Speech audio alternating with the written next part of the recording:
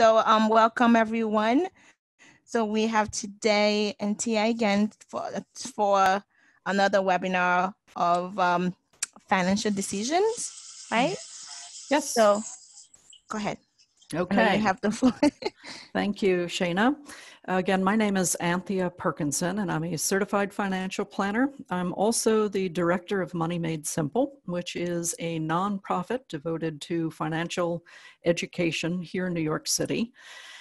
And as the director of content development, I've put together presentations and educational materials to help people understand money and make better financial decisions. So today, we are going to begin at the beginning, which is talking some about budgeting, but also about our relationships with money, how that can either get in our way or be made better. And what I'm hoping to do is to give people a greater sense of empowerment around financial decision making. So before we dig into that meaty subject, just a couple of words about PSS. Money Made Simple for 2020 is in residence at PSS, which is an agency founded in 1962, multi-service agency. Mission is to strengthen the capacity of older New Yorkers, their families, and communities. PSS Life University, which is where Money Made Simple lives, offers educational and other programs online and at 10 local centers and other locations to help older adults stay healthy, engaged, and connected. PSS Circle of Care provides free personalized support for those caring for someone who is frail, chronically ill, or has memory loss, families who are a grandparent or family member other than a parent is raising a grandchild. Coming of Age is another program offered by this agency, and it inspires people ages 50 plus to live with passion and purpose.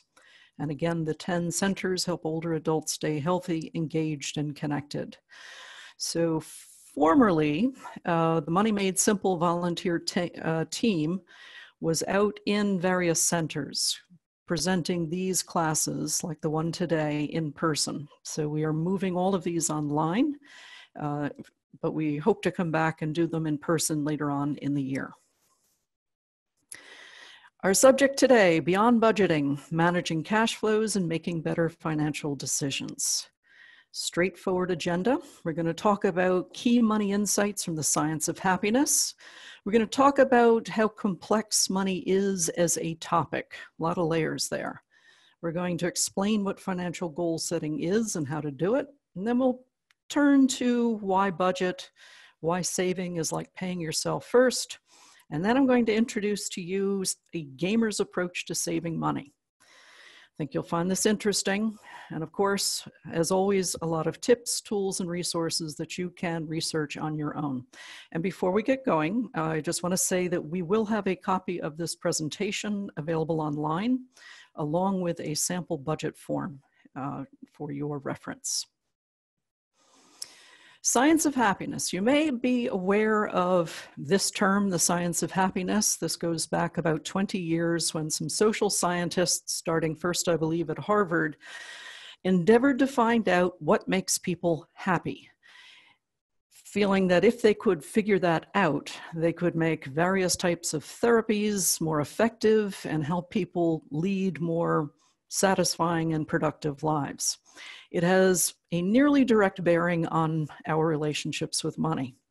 And I'll go through with you and explain the key principles and how it relates to money. The number one insight for happiness is that purpose and social engagement provide the deepest human happiness. And what does this suggest about how we manage our money? It suggests that we should prioritize spending on social engagement activities versus buying stuff. That opportunity to take a friend out for a cup of coffee and catch up is going to be far more important to you and a greater source of happiness than, say, buying another pair of shoes. Another key insight, goal achievement is rewarding work, provided that you set the right goals. This directly relates to budgeting and financial goal setting, and we'll incorporate that as we go. Another insight, anticipating a reward enhances its enjoyment. And this is really interesting. If you think about something that you want to do, a goal that you have, a reward that you wish to enjoy, whether it's a fancy dinner out with a good friend or a trip, thinking about it, you're already enjoying it. The industry that has figured this out really marvelously is the cruise industry. I don't know how many of you have ever signed up for a cruise, but as soon as you put that minuscule little deposit down on your trip, you start getting emails and reminders about what to pack, the sites you're going to see, the excursions you're going to get, and you start to build your expectations around this trip. The other thing that they do rather well, and it speaks exactly to the science of happiness, is you have to pay for the trip before you take it. So enjoying something that's already paid for means that you are guilt-free. You are on that ship, going up to the buffet bar, enjoying drinks on the deck, whatever it is, it's all paid for. It's all about enjoying it in the moment. So thinking about it, anticipating that reward is a way to almost pre-enjoy it. Lastly, memories of shared experiences outlast memories of milestone purchases. And this is something that I struggle to convince younger people of, that while they're very focused on getting that great new apartment or the new set of wheels, that these are significant milestone purchases that are super, super important, that when they are older and look back in time, what they're going to remember are more likely going to be things like the trips they took with their college buddies. That will be memorable. Their first used car will not be. So we will incorporate this in our conversation going forward, but it directly applies, as I said, to money. All right, so money in America is a very, very complicated topic. That's my bad pun, a loaded topic. And that is because there is a cultural component to money, a psychological element to money, and certainly an emotional element to money. And when I say that, speaking first of culture, this is very apparent to people who are not brought up in the US, that we are money focused. It is our number one definition of who is a success. We measure success by how wealthy they are. And to test that, I have two people I like to throw out there. Warren Buffett, if you've heard of him, you've probably heard of him because he's the second most wealthy man on the planet. He is the founder of Berkshire Hathaway and the most successful value investor in the world. Now, he is not a particularly exciting gentleman.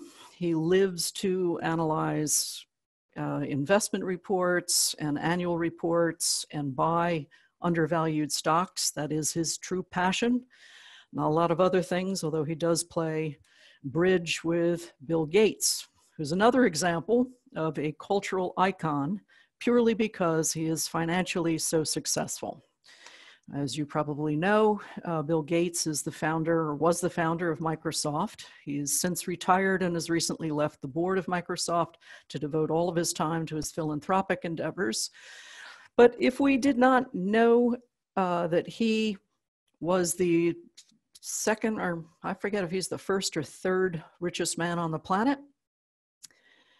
we probably wouldn't be aware of him at all. He would be a nerd who invented the personal computer in his garage, but he went on to amazing success and has become a cultural icon in this country and truly around the world.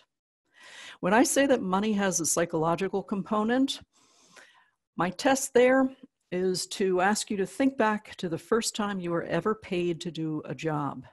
In my own life, I remember distinctly being about 7, maybe 8 years old and being paid by my mother to weed her flower bed. Now, I know I couldn't have done a terribly good job because I barely knew what a flower versus a weed was, but I remember to this day what it felt like to be paid to do a job. That has a very significant psychological component. And it becomes, for most of us, to some degree or another, a measure of self-worth. This can be an okay thing, but it can also be a very damaging thing where lack of money becomes a reason to beat yourself up. So it's something to be aware of and to not let it become a problem in your life. Now, when I say money has an emotional component, this is reflected in the words we use to talk about periods when we have money, when we're rolling in it, riding high, our ship has come in, we're flush, versus when we don't have money and we're down and out, we're busted, we're broke. It's a bit of a roller coaster. So, knowing the cultural, psychological, and emotional components of money, we have to ask ourselves the question, do you manage your money or does your money manage you? So today, this is the first step, I hope, to help more people assert power over their finances and feel in control of it and not its victim. Okay, financial goal setting. Financial goal setting is the key to a lot of success with money. And when I talk to clients in private practice and I ask them, what are your financial goals? Many people sort of look at me blankly, think for a minute and say, retirement. I want to be able to retire. I say, okay, that's a good financial goal, but I'm sure you have others. And here's how to tease out what your actual financial goals are. Ask yourself a series of personal and value-based questions. What do I want to have, to do, or to be that will require money? And the answer, when you think about it, most things that you'd like to make happen in your life have a financial component. Whether you want to complete a degree because you're looking to change careers, or you'd like to buy a car or a house, or to have children, or to be debt-free, all of these are personal values-based goals, and all are legitimate financial goals. But the key is to think through this and to recognize that they're worth recording, they're worth working on. And we're going to talk about the most effective way to put these together. So it is as simple as asking yourself, what would you like to have, to do, or to be that requires money? The way to get started is to organize these thoughts by time frame. Most of us have short-term goals, things we'd like to have in 6 months. Right now, certainly we have been hunkered down in our homes and apartments for what feels like forever, and I am looking forward to picking up a few things to wear in the summer when the weather gets warmer, being able to go out, being able to take on a few repair projects around the house. In a year's time, an example here, say you wanted to take a cruise. That'd be a good way to celebrate being out of this quarantine situation. And it would be something to plan for as a financial goal. In 5 years, perhaps right now, money's a little bit tight, you're on furlough, or you've taken a salary reduction, or you're unemployed, and debt is a concern. In 5 years, you'd like to reverse that. And if you are presently helping your children, which many of us are, to put an end to that, to have a situation where they're able to take care of themselves and you're out of debt. 10 years, maybe you're thinking of either downsizing or moving to a different location. That would be a great long-term goal. Many people aspire to do that. So these are examples rather, of financial goals set up in a particular time frame. Now, this is an exercise for you to take on. So if you want to write this down for yourself, and do this for yourself after this presentation.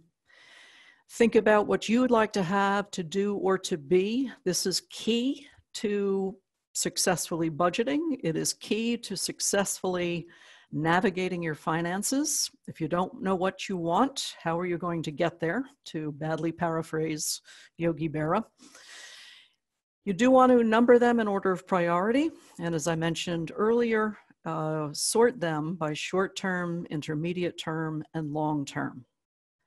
Now you'll see that I have on the side here an image of colored paper. When I do this class in person, before we even begin, I hand out a stack of colored papers and I ask each attendee to take a color that particularly appeals to them. When we get to this exercise, which we do in class, we spend a few minutes where people simply, brainstorm and jot down what comes to mind, what they'd like to work toward. I ask them to do it on the colored paper. And the reason I do, if you've heard of the term psychological priming, priming is whenever exposure to one thing can alter later behavior and thoughts. And again, I work with a lot of people who are very anxious about money, who feel like they're not in control of money, and money gives them stress.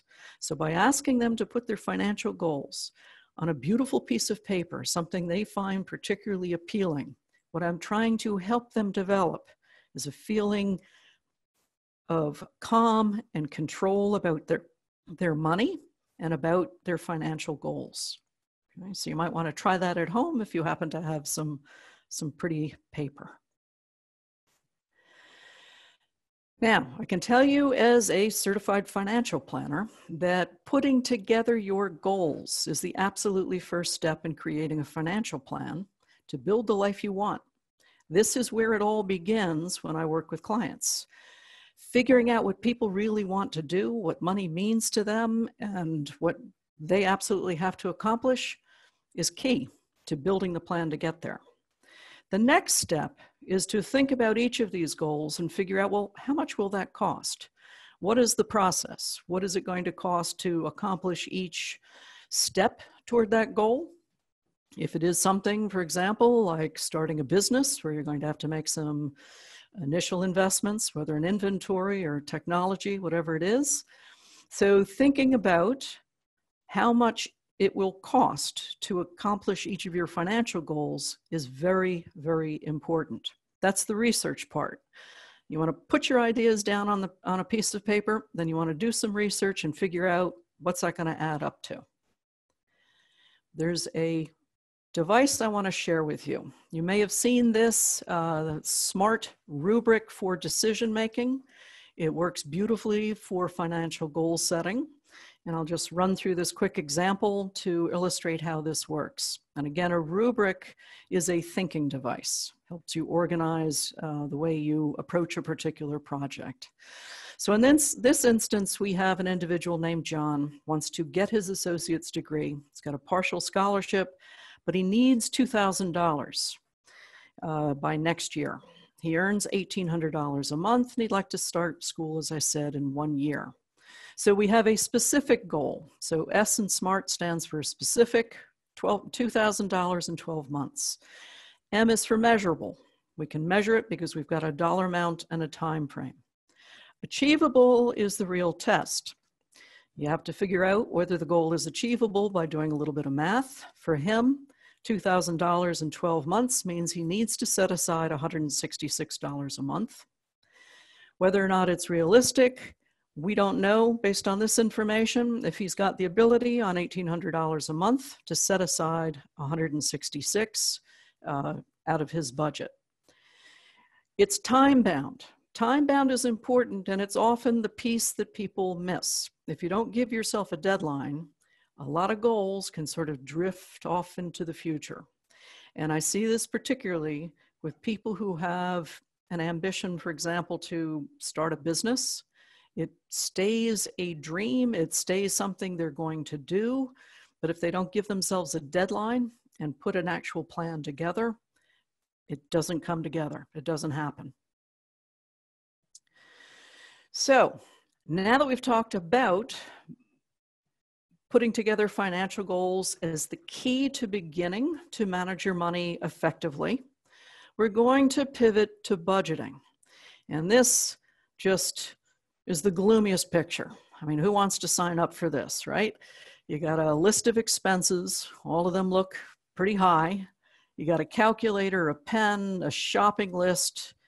And on the bottom of the note, look at that, it says plus credit cards. That is pretty depressing.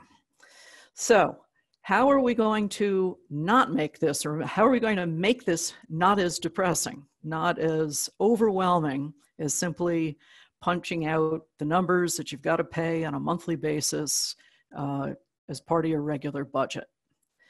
The first thing we're going to do is we're going to rename this. Rather than a budget, what we're going to put together is a spending plan. Already it sounds better. It's like the shift from I'm going on a diet to I'm making lifestyle changes. Sounds a lot easier, doesn't it? It sounds a lot less like deprivation, being hungry, getting cranky. Having a spending plan means I'm simply going to plan the way I spend money. Same goals, which are to make sure that your essential living expenses are covered and your excess income over basic expenses is allocated to your highest value spends. Now, what do we mean by that? What are our highest value spends? Well, it means that you use a budget or spending plan to manage the money you earn and the money you spend each month to ensure that your essential living expenses are covered and you make progress towards your goals. This is the second key about putting together a budget. It's not just monitoring the money that comes in each month and the money that goes out. It's baking your financial goals as though they are expense items into your monthly budget, so that every month you put $50, if that's what you elect to do, toward that cruise in a year, or toward that new set of summer clothes that you want. And every month, as you make this savings contribution toward that goal, you get closer to achieving that goal. And remember from the science of happiness, achieving goals that you set for yourself is rewarding activity. You're going to feel empowered. You're going to feel able to do more about your financial decision making, which is going to be very helpful over the long term. So this is key. Baking your financial goals into your budget is essential. Now, as you do the mechanics of putting together a budget, you always start with sources of income. And as I mentioned, we'll have available a PDF of a budget template, but you could find one online if you like. There are a million budget forms that are available free. If you Google them, they all begin with documenting income. So sources of monthly income can be varied. It's different for all of us. Paychecks from a job, pension payments, required minimum distribution withdrawals from retirement accounts can be income for retired individuals. Unemployment compensation is income. Dividends and interest payments, royalty payments, for example, if you're an artist or a writer. Social Security, retirement, or survivor benefits are income. Gifts, financial gifts received from others, inheritances, this too is a form or source of income. And then I always list other, and other is all of the side hustles you hear that people have. I think New York City is probably the capital of the side hustle place. Many people have businesses on Etsy, do multiple freelance work, multiple kinds of freelance work. It can be everything from ghostwriting articles to designing things to programming. If you're familiar with the website Upwork, it is where a lot of freelancers bid themselves out, state what their hourly rate is, and make income as a sideline, sometimes to test the thought of going independent and starting up their own business or consulting practice. But this other income is important to count. I meet many people who have fairly successful side businesses. They don't really document the income they make, and it sort of gets frittered away, not toward their true financial goals. So it's important to capture it and to make sure that you count it and apply it where it will be most important to you. After you document your sources of income, budget form will then detail your monthly expenses. Typically, you start with essential expenses that most everybody has, like rent or mortgage, insurance, utilities, food, And food is a funny category. Right now, most of us are cooking at home. If you rolled the tape back 2-3 months ago, a lot of us were eating out a lot more than we're presently doing. So this is a category that under normal circumstances can get kind of large. If you're dining out a lot, if you're doing Grubhub, doing takeout or delivery, this can be a significant spending category, particularly in New York City. We're all busy. It's an easy way to save time is to buy food out. A lot of people are discovering that cooking at home saves a lot of money. And right now that's good. But I'm sure if you're like me, you miss dining out and are looking forward to being able to, at some point, return to some of our favorite local restaurants. Another interesting category that can be small or large in a lot of people's budgets are transportation. So here I'm talking about essential transportation, whether that's to work, to school, to the doctor. It's not necessarily, Ubering around, going out and, for meeting up with friends or entertainment. I have met people, particularly since services like Uber and Lyft, it's frictionless payment. Your credit card is charged as you get in and out of the car. You're not taking money out of your wallet. It almost feels like you're not paying for it, but this can be an area where people spend a lot of money unconsciously. Tax payments are another essential expense. Something that if you pay, for example, real estate taxes, property taxes, they're made typically twice a year. So you have to make sure you have that money available when those bills are due. Medical prescriptions, cell phone and laundry. These are basic and essential services. We want to make sure that we have all of these needs covered. Now, if it's not a need, what are all of our other expenses? Well, our other expenses are wants.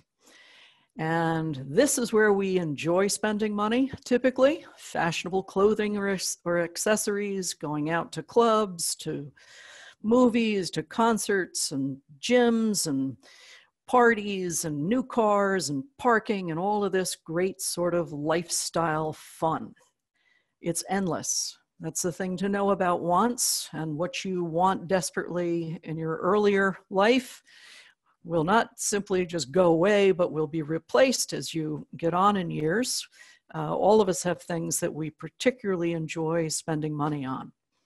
My particular weakness is books. I have more books than I care to admit, and I barely can resist a bookstore and generally come out with more titles than I will have time to read in a reasonable period. So these are the spends that we enjoy but need to keep an eye on if we are to truly bend our budgets and spending habits to pursue our financial goals. So the test of a budget. How well does your monthly income from all sources cover your monthly expenditures on all items? Are you able to pay for all of your needs? And the corollary to that, do you have any money left before payday? Which is a big question, particularly in New York City, which is a place that's on the go. At least typically, right now we're hunkered down, so we're not living in the same manner. But typically, you meet a lot of folks who run out of money before the next paycheck hits. And why is this? Why is this such a common phenomenon? Mostly because people don't plan their spends. They don't have a plan, they don't have a budget, they do it in their head. This is particularly true of people who have the opportunity to cash their paychecks, and they've got the money hot in their wallet, and they just try in their head to keep track of it. And in my own personal experience, I can tell you that when I was an undergraduate at NYU, I had a part-time job as a banquet waitress up at the Grand Hyatt. So I didn't work all the time. It was part-time when they had a big event. But they offered, which was fabulous for a student, the opportunity to cash your paycheck on Mondays at the cash window in the basement. And I would cash that check. And by the time I was on the subway back to campus downtown, I had about 9 things that I was going to use that money for, which never included paying my roommate for our telephone bill. So it is a huge temptation, and it's always good to have a plan and to record things so that you avoid the temptation of overspending. So how will any of us find the money needed to reach our financial goals while avoiding the pitfalls of mental accounting? There is one tried and true method, and I have taught this class innumerable times since 2013 in a variety of nonprofits to many, many different audiences, whether they were in social service agencies or colleges or high schools. What I always recommend, in spite of all of the technology available, the best way to get a handle on how you spend money is to keep a spending journal for a period typically of 4 to 6 weeks. Takes you through a whole monthly cycle. It's easy to know what your expenses are that you pay by check or automatic transfer. Things like the rent doesn't change all the time. That's simple. But it's the wants spending, it's the going out spending, it's a lot of the discretionary and lifestyle spending that adds up when we're not looking at it.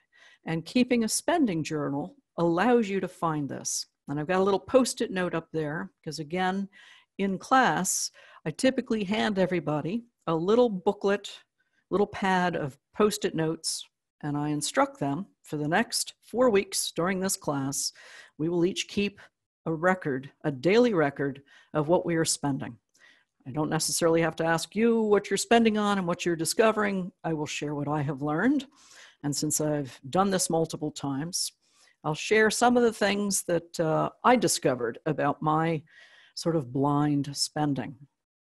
I did this class once at the Family Justice Center in Queens, and I shared with the group what I learned after doing this really for about 2 weeks, which was that I was going grocery shopping far too often.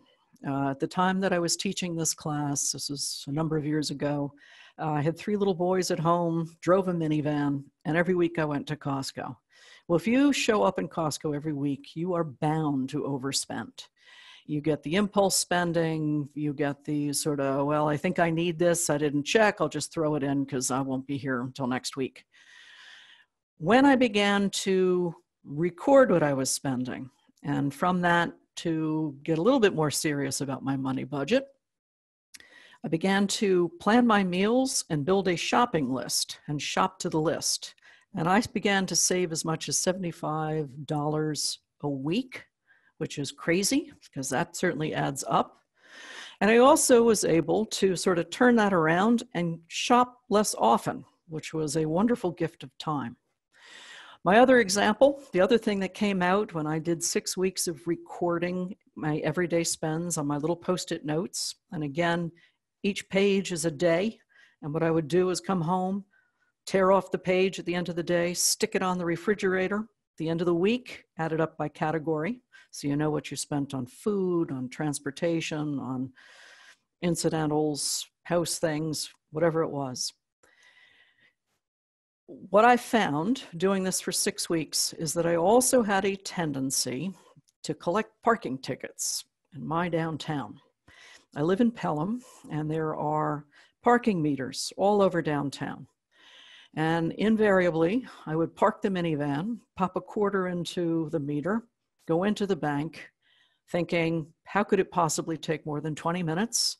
And yet, I would run into somebody, or there'd be a line, or there'd be something, and I would come back out, and I'd have a $15 parking ticket. And I realized that I needed to manage that a little bit better. You know, if I've had 2 of these in 6 weeks and really hadn't been aware of this bad habit, it was something that I needed to focus on. So what I aspired to do was to keep a roll of quarters in my car and to reframe this payment of a quarter for 20 minutes. I would put in 2 quarters. The second quarter, I had to sort of reframe as an insurance payment against getting a parking ticket. Made it easier, being very frugal, to put that second quarter in and avoid that $15 penalty. So since then, I think I've had one parking ticket, and I've been pretty happy with this particular solution. But these are ways that each of us can discover the way we spend money, what our blind spots are, and what you aspire to change. I found things that I wanted to do differently, and I promise you that if you take up this challenge and you do the 6-week money record, whether you use Post-it notes or a little journal, you too will find things that you weren't aware you spent so much on.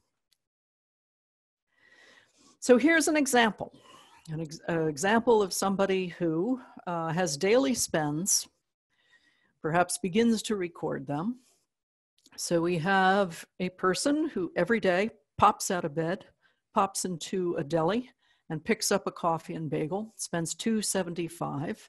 In a week, that's $19.25. Who knew? But in a year, if you did that every day of the year, you'd spend $1,000 just on breakfast.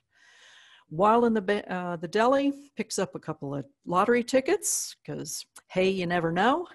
Weekly cost $14. At the end of the year, that's $728. Hope there were a couple of little winners in there. Keep you going, but that is a fair amount of change. Cigarettes, the legal price, if you're buying them, is about $14.50. That's $100 if you're a pack-a-day smoker. It's $100 a week, almost $5,300 a year. Deli fast food lunch, which is a habit for a lot of us, particularly if we work in offices, that can add up too. Starbucks venti latte, get you through the afternoon. That happens to be my weakness if I pop into a Starbucks, and this is a typical price. And who knew if you did this every day that you'd spend $1,700 on this habit? So if you look at this, these are very ordinary habits. If you do them on a daily basis, it's $30 a day just for this stuff. In a year, it's almost $11,000 worth of spending. That probably is not that conscious. Now let's look at what happens if, rather than 7 days a week, we elect to eliminate each one of these habits just 2 times a day. Now, maybe this means Monday through Friday, you do all of this, and on the weekends, you do something different, or you mix and match. So the average daily cost is still around $30, but if you're only doing it each of these habits 5 times versus 7, rather than $211, you spend only $150. You are saving $60.38 a week, which means if you are proactively saving this, you would end up with $3,100 in your savings account by the end of the year. Pretty significant for not a lot of change. And as I mentioned, if you record your own spends and you look at your own habits, and again, right now, we are in a period that's a little different from regular life because our ability to be out and about and spending as we normally do is constrained. But a lot of us still have access to internet shopping, and some of that may be continuing apace. Certainly we can order in food. There are things that we are still able to spend money on, although we're probably not spending quite as much as we did before. But still a useful exercise and a way to think about this as things open up and we begin to be out and about again, that these habits will reoccur. Now, the phrase saving is like paying yourself first. Let's look at this. Again, the science of happiness. Keep that in mind. What could we do with $60.38 per week or $3,100 per year? In 6 months, we could save $1,500 for painting or fixing our apartments or homes. That's a pretty good amount of change for not doing a lot of proactive spending. It's simply changing regular spending habits. In a year, you could save $3,100 toward a week-long cruise. That's a nice reward to look forward to. In 5 years, you could save as much as $15,000. It's $15,700 to pay off debt if you've accumulated some, and perhaps give one final handout to your kids who hopefully will be able to support themselves. In 10 years, you could save, just with making these small changes, $31,000, which would help pay for a pretty big move. Now, setting up your financial goals as spending categories in your monthly budget and allocating a specific dollar amount to each so that you accumulate the money you're going to need to achieve them in the time frames you set for yourself is critically important. This is what it means when we say that saving is paying yourself first, and it's really how you're going to make progress toward your true financial goals. Now, let's talk about some cash flow strategies, some hints and helps to make this a little bit easier, things that I've learned as I've worked with individuals. If you're paid bi-weekly, which means you get 26 paychecks per year, set aside half of each big budgeted monthly expense from each paycheck rather than earmark each paycheck for different expenses. I meet a lot of people. This is very common, particularly among young people just getting started. First paycheck of the month goes toward the rent. Second paycheck of the month pays for everything else. Challenge there is that if you get paid 26 times a year, your paycheck and the first of the month will begin to spread apart, and you may be scrambling to have the rent ready on the first of the month. An easier way to do this, particularly since you will have 2 months where you get an extra paycheck, which the temptation is to just spend it on stuff, on things you want, is to put half of your paycheck into more or less your operating fund. So put aside half of the rent, half of the Con Ed bill, half of the Verizon bill, half of what you expect to spend on groceries in a month. Put that into your checking account and have that available, after you get paid twice for those upcoming expenses. It takes some of the variability out. It helps you save money. It takes away some of the financial stress. Another tip, spend only your budgeted amount on each expense item, even if you use your credit card to pay for it. A very common problem I run into is that credit cards are not considered part of the budget. You have to remember that a credit card is only a payment, a means of payment. It is not like off-balance sheet financing. If you spent money, if you paid for groceries, for example, using your credit card, you spent money on groceries, and you have to account for that as you do your budget. People who don't do this fall into debt fairly quickly. Schedule your credit card due dates to sync with your monthly or biweekly paychecks. You can spread them out. You can call up Visa, for example, and make sure that your Visa bill and your Amex bill don't happen at the same time if that's going to cause you some financial strain. They're happy to help you with that. The other thing that is helpful is to set up automatic billing to a no-fee rewards card for vendors that don't charge. For example, if you have any newspaper or magazine subscriptions, if you have a cell phone provider, internet, cable services, they don't charge to have this billed to your credit card. And if you're collecting rewards points and staying on top of them that way, this can be an effective way to never pay a bill late. Another important tip, automate savings, either by splitting your direct deposit and setting up a recurring account transfer.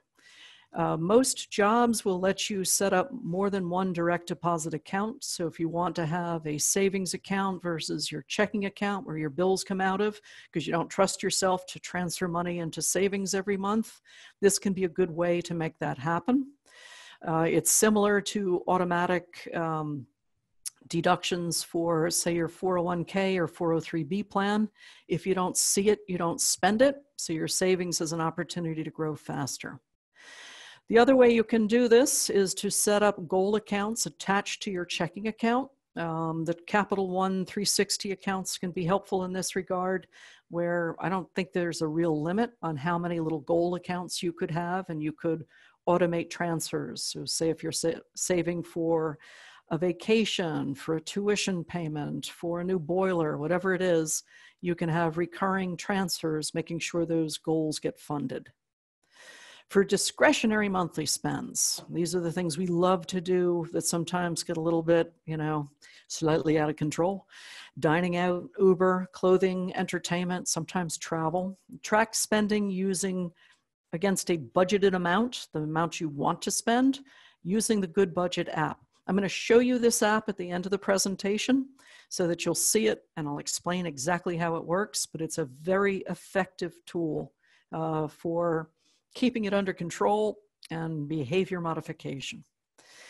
When you underspend on a discretionary expense item, deliberately apply the amount saved to a specific financial goal and give yourself a pat on the back. Again, this is intrinsically rewarding. You're achieving a goal, you're making progress. You got to recognize and celebrate this.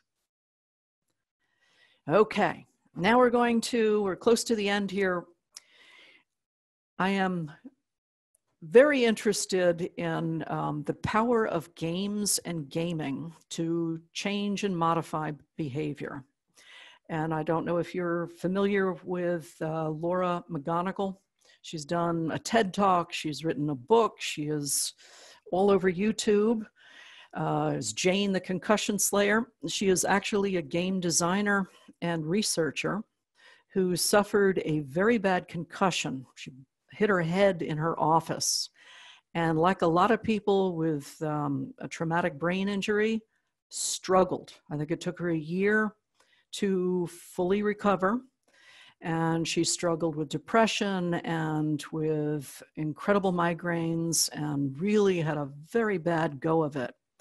And she decided during this really awful experience that she needed to use her understanding of games to get herself through this awful experience, that she would design a game for herself that would help her grow her resilience, manage her emotions, deal with the stress, and get through this particular challenge. This, to me, is really helpful when we think about saving money. If we can make saving money a game, it is incredibly rewarding. So this is a screenshot of her website, the homepage of her website. She designed this game based on her experience after recovering and realizing, wow, if I could use a game to help me grow my resilience, I can help other people do that. So you can see here, it's a framework that enhances certain psychological strengths and mindset to get you better. So it talks about challenges and collecting and activating power-ups. These are game terms. You may have heard the term level up, where you get more ability to do things or more tools. You find in battle bad guys, and you can see on the right each of the benefits from doing each of these game-related tasks. Now, which ones do I think relate to money? Here are I've circled them. Challenging yourself, having a challenge mindset as you aspire to improve your relationship with money, save more money, make progress towards your goal. Keeping a challenge mindset will keep you very engaged. Collecting and activating power-ups. If you can figure out little rewards for yourself, little tools that you can gather to help you move towards your goals faster, you gain emotional control. And again, that's sort of self-rewarding and keeps you very engaged in what you're about. If you can recruit allies, social connectedness, commitment, accountability, this all helps keep you on track.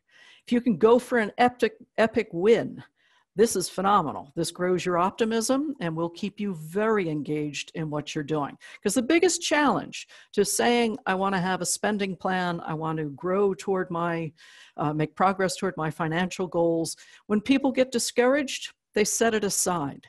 One of the things that is, very disheartening is how easily you can get discouraged when something unexpected comes up, and you find yourself perhaps a little further in debt.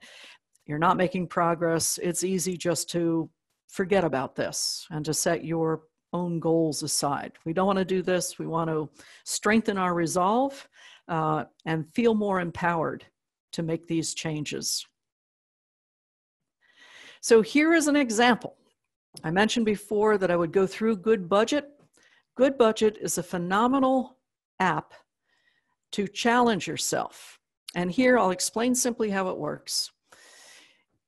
You set up, it's an electronic version of the envelope system of budgeting. So it asks you, what do you want to spend on groceries in a particular month? In this instance, you see they want to spend $150 on gas, on eating out. Budget is $50, giving $100, entertainment $35, rent, etc., etc. So you set up your spending categories, you budget how much you want to spend, and then as you are out and about living your life and paying for these things, you key it into your phone. You can key it into your laptop or computer if you prefer, but most people like that this is on the phone. Each time you enter a particular grocery purchase through the month, it gives you your tally. So this person has already spent $46.27 out of a budget of $150. When you get to $150, it's going to tell you you have zero left. It's going to prompt you, where will you take this money from? Now, you can get this particular app for free if you don't need more than 10 envelopes. And I would argue that you don't need to manage your entire budget using goodbudget.com. Look at some of these spending categories. We're generally not worried about the rent. We know how much that is, so you don't need an envelope for that. Generally, things like cell phone and utility, car payment. Utilities can be roughly the same month to month. Car payment, that's not going to change every month. So anything that's a static cost, you don't need to use an electronic envelope for it. What you want to use this tool for are all of the spending categories that can get a little bit wild and woolly, like overspending in the grocery store, as I used to do and occasionally still do. Eating out, entertainment. For some people, it's clothes shopping. For some people, it's travel. That's where you want to build these electronic envelopes and monitor how much you're spending. When you underspend, transfer those actual dollars toward one of your financial goals. Give yourself a pat on the back. Now, do I know that this works? Yes, I have more than one client, but I have one client in particular who I began working with her a few years ago. She made a fabulous salary, had a fabulous lifestyle, great clothes, lots of fun, travel, eating out, hanging out with friends. She wanted, one of her financial goals was to buy an apartment. And I said, great, good goal. When you're ready to buy the apartment, we'll talk about that. So I don't want you to change anything, but we've gone through your budget, and how about you just keep tabs on these particular areas? And so she went out and she began recording when she was eating out with friends and when she was traveling on weekends and all of that stuff. And about 3 months later, she called me and said, this is life-changing. I realized that I am not spending this money because I'm now much more aware of how this is slowing me down toward putting money aside for that apartment purchase.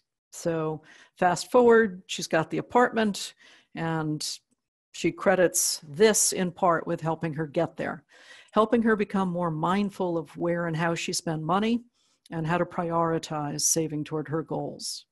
So as I mentioned, if you need fewer than 10 envelopes, and most people I think if you're just using this to monitor discretionary spending, you're probably going to need 4 or 5. It's free. So it's a very helpful tool, give you a nice little graphic. And when you challenge yourself and you begin to succeed, this will be reinforcing.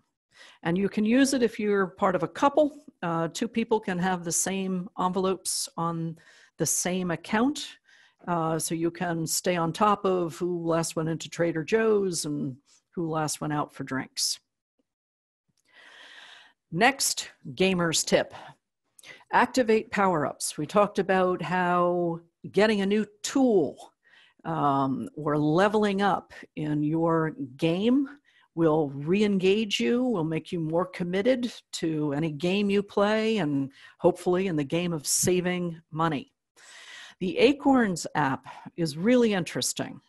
It is an opportunity to set up what is a legitimate investment account that uses Vanguard exchange-traded funds in set portfolios that you elect depending on what your financial goals are. So for example, when you set up your investment account with Acorns on your phone or on your desktop, you're going to answer the same kinds of questions that you would if you walked into a Fidelity office.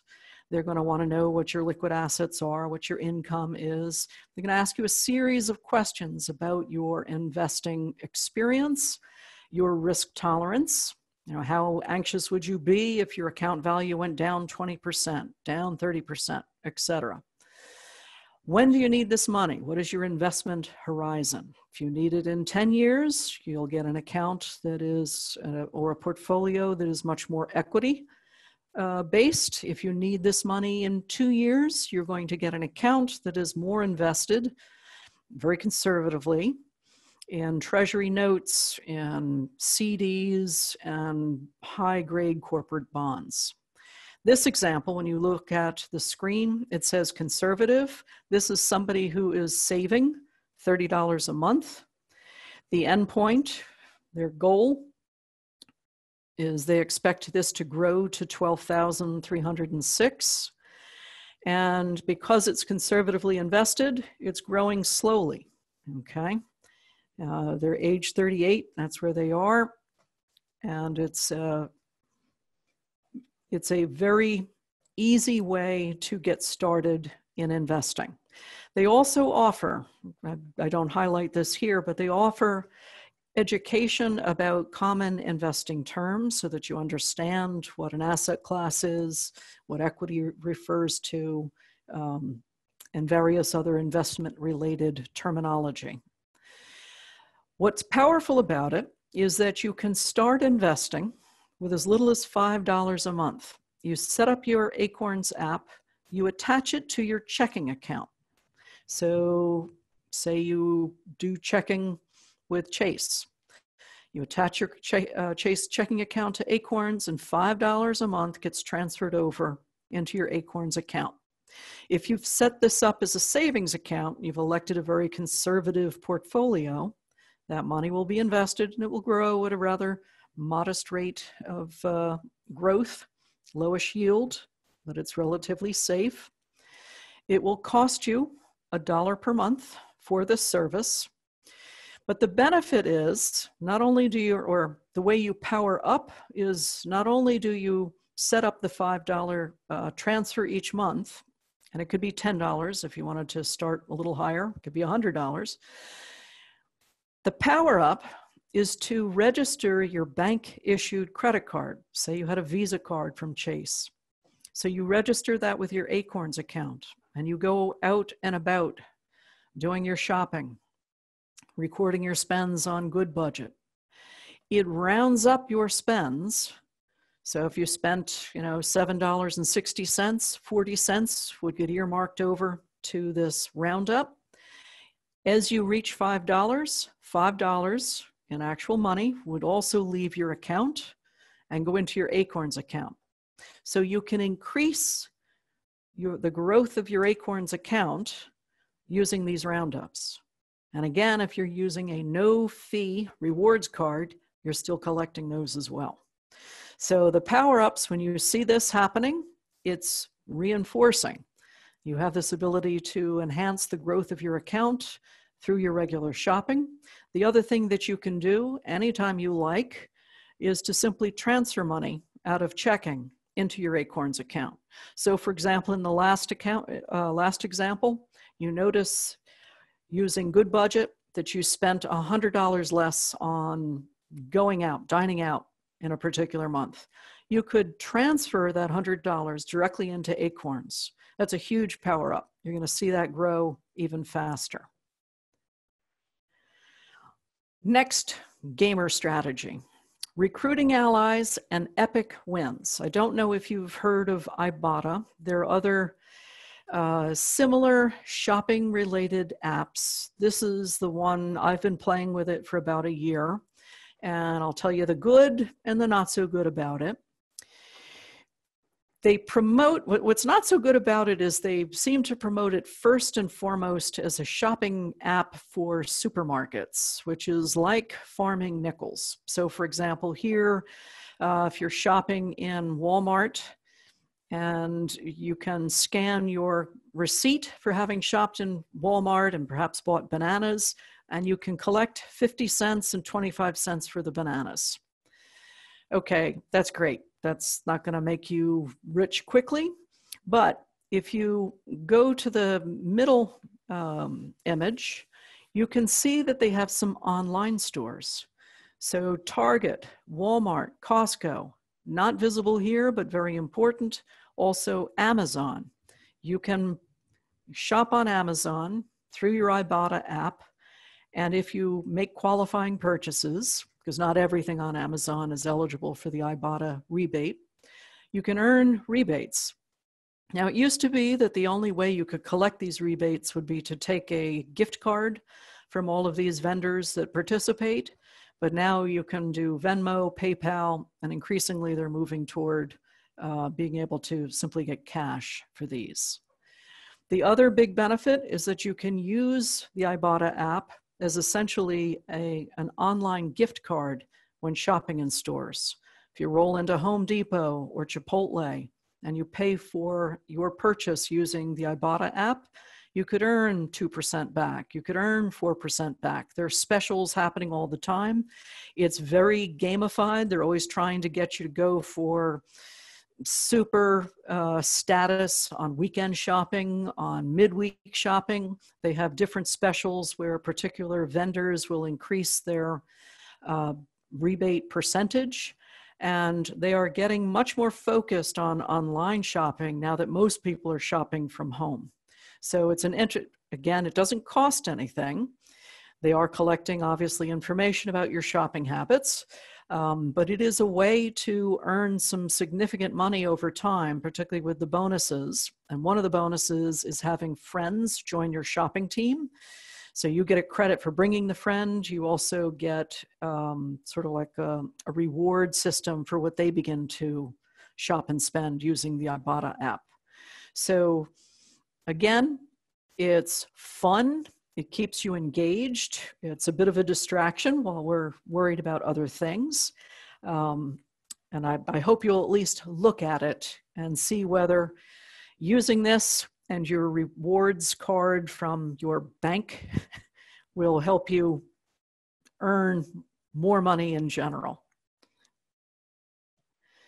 All right, some quick tips and tools for not overspending as we wrap up our session.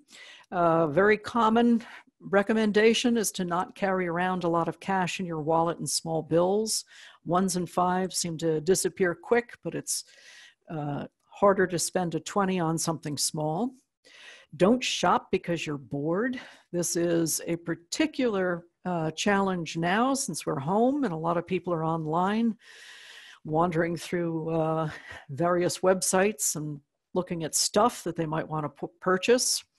It's a bad habit that many of us seem to have. Use a reusable water bottle. Helps the planet and helps your pocketbook. Don't shop for food while hungry. Use a grocery shopping list and store circular, as I described earlier in my experience. And shop around for big ticket items. If you've heard of the website Shopzilla and Camel, Retail Me Not, Shopzilla will tell you the cheapest place a particular item is available. It's not always Amazon. Sometimes it's physical locations of stores. Camel will help track the price of a particular item. So if you need to buy something large in particular, and they know of sales that are coming, that can be a good way to find out what time or what month you should purchase that item. Retail Me Not is a big aggregator of coupon codes. If you go online and you look, say you were going to place a purchase for Land's End clothing. You go on to Retail Me Not, you type in Land's End. If they have a coupon code that gets you free shipping or 20% off, they will have when it was last used and whether it worked. So you can get a sense of whether it's a stale code or not. And there are many, many things. It's not just online retailers. Sometimes it's concert tickets, theater tickets, other forms of entertainment. It's really an interesting website and worth periodically checking out when you're going to be spending some money. Tips, tools, and resources. I get asked quite often about mint.com. A lot of people use it. I have mixed feelings about it. I think it's helpful for people who are spreadsheet oriented to see things that are organized.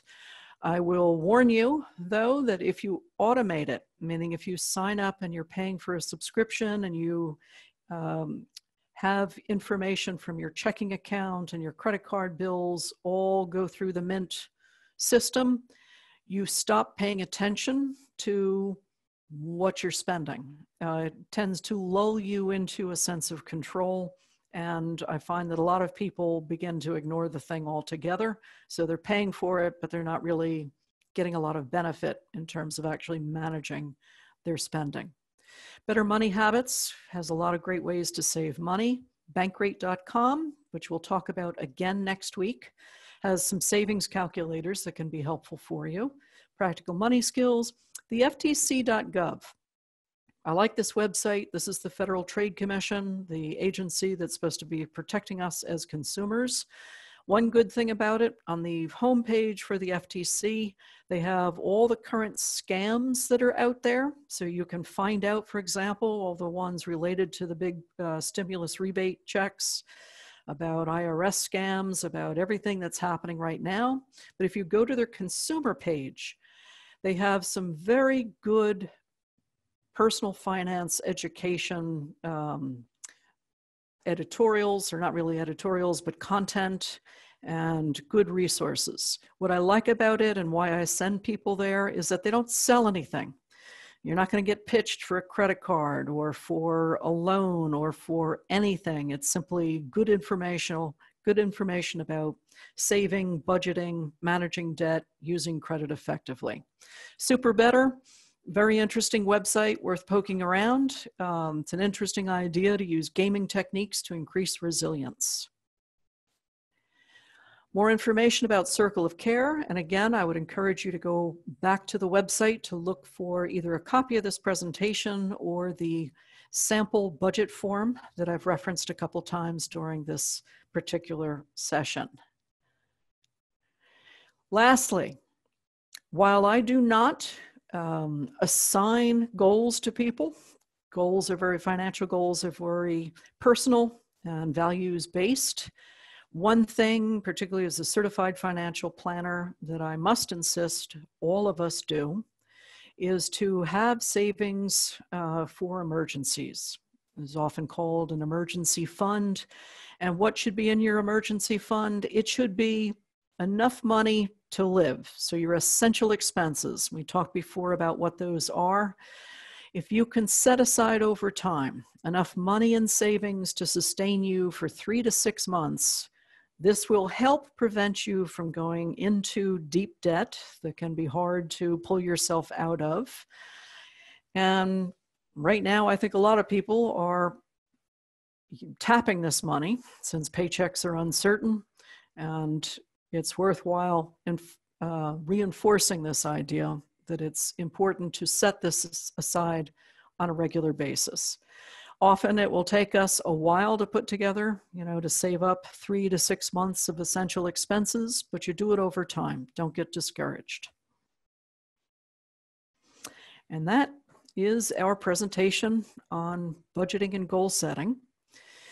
Shana, if we have any questions that... If anybody has any question, you can just add it in the Q&A box. If you also want to say something, you can just use the Waze option, then we'll allow you to say something or ask questions. Again, Anthea is really amazing and a lot of information. I'll be taking notes the whole time. Great. So it's so good. Thank you. Somebody asked you, can you repeat the Vanguard ETF portion, please? Sure. In the Acorns app, so if you go on your phone and you go to the App Store and you just type in Acorns, it will bring you to their free app. Doesn't cost anything to download it on your phone. When you invest, if you sign up and you set up an Acorn account and you begin to transfer $5 a month out of your checking account, what your money is ultimately invested in are Vanguard managed exchange traded funds. So Vanguard is, I believe, the second largest investment management company on the planet. They invented the index fund. They are a mutual company, meaning that their account holders are owners of the firm, and that's why they have such low management expenses in their investments. So they are a very good investment management provider. I hope that answers the question. I mean, I have a question myself. Sure. The portion of when you explain about how you split your checks Yes. for the payments or for your rent, can you go in detail a little bit about that? Sure. So what I was explaining is that, you have your regular monthly expenses, rent, Con Ed, cell phone bill. And if you add them all up, say it added up to $1,000, rather than say, I'm going to take my first paycheck of the month and I'm going to pay just the rent with that, or, just all my basic bills with that. What you do is you put half of your money aside for those bills.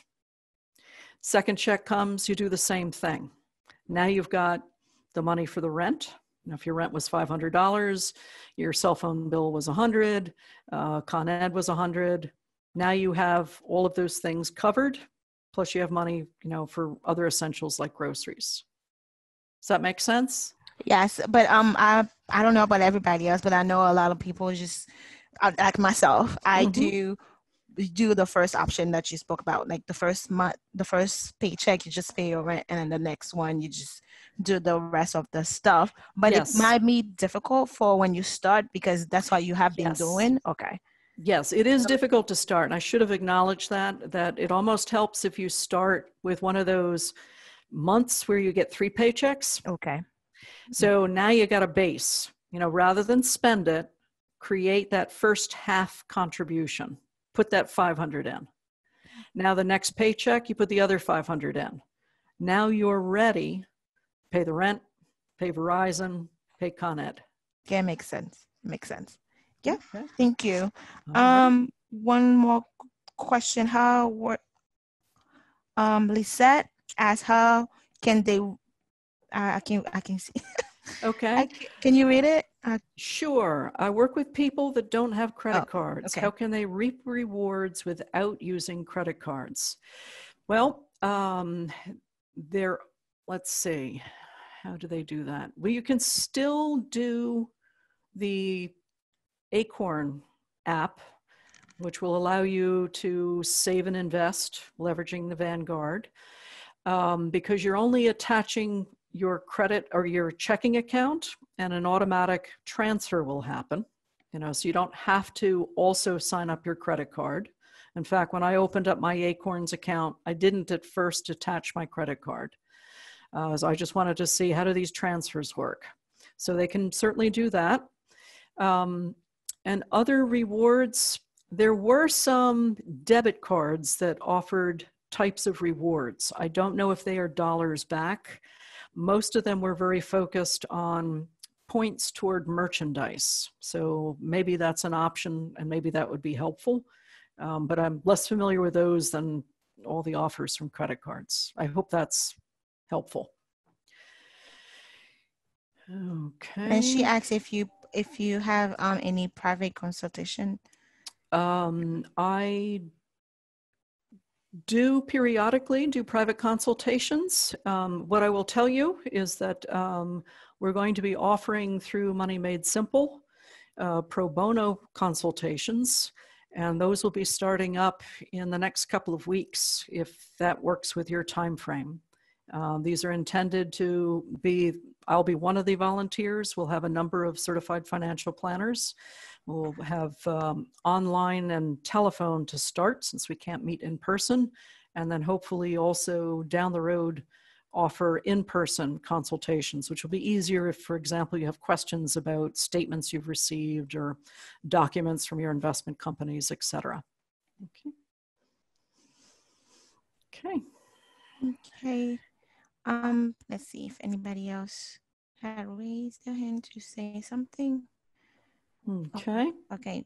1 second. Oh, no. So next week, we're going to be talking about credit, how it works, how to manage it, because we can manage our credit score and what's on our credit report, and about debt.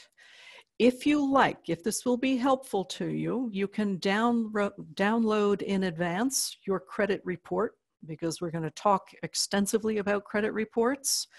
And here is the website you go to get your free annual credit report. The website is www.annualcreditreport.com. Now, here's what's important to know. You cannot Google that website. You have to write annualcreditreport.com into your browser. And the reason for that is that at last count, there were probably 40-ish bogus websites that look like annualcreditreport.com, but were really selling services. And what happens when you get to annualcreditreport.com? Well, the first thing you're going to see, this is a government mandated website. It's going to tell you that you should check your credit report with the 3 credit rating agencies. When you click on one to get your credit report, say from TransUnion, you're going to have to type in a lot of personal identifying information.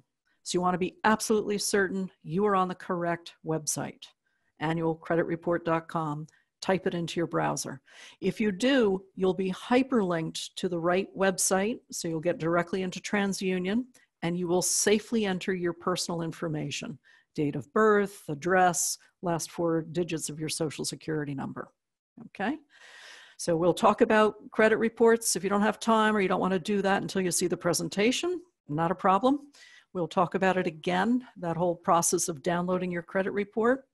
But you may want to look at it in advance in case you have questions about some of the information on it.